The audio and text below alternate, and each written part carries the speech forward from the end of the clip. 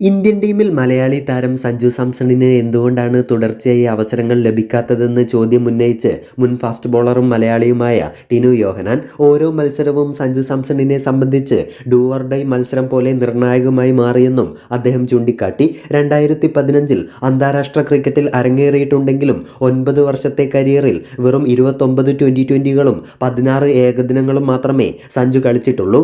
അത്രയും വർഷമായിട്ടും ഓരോ മത്സരവും ഡു ഓർ ഡൈ എന്ന പോലെ ഒരു അവസ്ഥയിലേക്കായി മാറിക്കഴിഞ്ഞു. സമാപിച്ച 2020 ലോകകപ്പിൽ അദ്ദേഹം ഇന്ത്യൻ ടീമിന്റെ ഭാഗമായിരുന്നു. ലോകകപ്പ് ടീമിൽ ആദ്യമായാണ് സഞ്ജുവിന് ഇടം ലഭിച്ചതെങ്കിലും ഒരു മത്സരത്തിൽ പോലും കളിക്കാൻ അവസരം ലഭിച്ചില്ല. അതിനുശേഷം കഴിഞ്ഞ സിംബാബ്വെ പര്യടനത്തിലെ 5 ട്വൻ്റി20കളിൽ അവസാനം കളിച്ച അവസരത്തിൽ സഞ്ജു മുതലാക്കുകയും ചെയ്തു. ഏകദേശം 10 വർഷങ്ങൾക്ക് മുൻപ് അരങ്ങേറിയ താരമാണ് സഞ്ജു. പക്ഷേ അവൻ എല്ലായ്പ്പോഴും ടീമിൽ നിന്ന് അകത്തും പുറത്തുമായി തുടരുകയാണ്. ഒരിക്കൽ പോലും സഞ്ജുവിന് തുടർച്ചയായി മത്സരങ്ങൾ ലഭിച്ചിട്ടില്ല.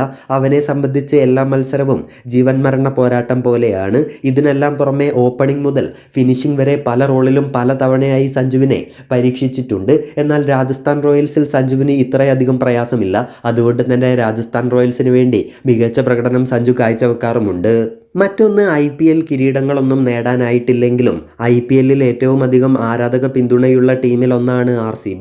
കഴിഞ്ഞ കുറച്ച് സീസണുകളിലായി KGF എന്ന ചുരുക്കപ്പേരിൽ അറിയപ്പെട്ടിരുന്ന Kohli, Glenn Maxwell, Faf du Plessis എന്നിവരായിരുന്നു ടീമിൻ്റെ നട്ടെല്ല്. എന്നാൽ 2025 IPL സീസണിന് മുന്നോടിയായി മെഗാ താരലേലം നടക്കാനിരിക്കുന്ന സാഹചര്യത്തിൽ അടിമുടി മാറ്റത്തിന് ഒരുങ്ങുകയാണ് RCB.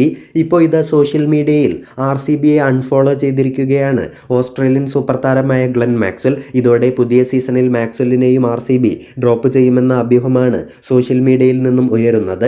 കഴിഞ്ഞ IPL സീസണിൽ 10 ഇന്നിങ്സുകളിൽ നിന്നും വെറും 52 റൺസ് മാത്രമായിരുന്നു മാക്സ്വെൽ നേടിയത്. ഉയർന്ന വില നൽകി മാക്സ്വെല്ലിനെ ഇനിയും ടീമിൽ നിലനിർത്തേണ്ടതില്ലെന്നായിരിക്കും RCBയുടെ തീരുമാനം.